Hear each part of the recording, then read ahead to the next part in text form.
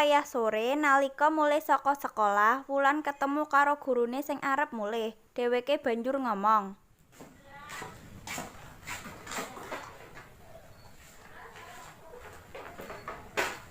Bu, nggih.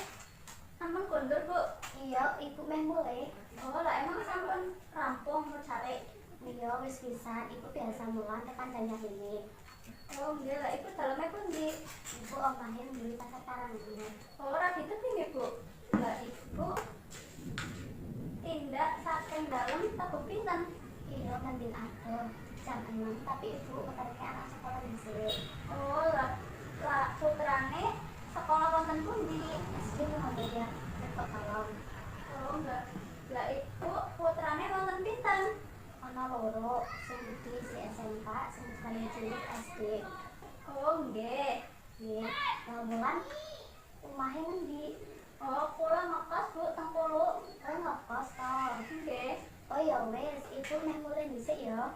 Nggih, Bu, atos-atos. Ya. Assalamualaikum. Salam. Sakwise rampung ngomong, dheweke banjur mulih.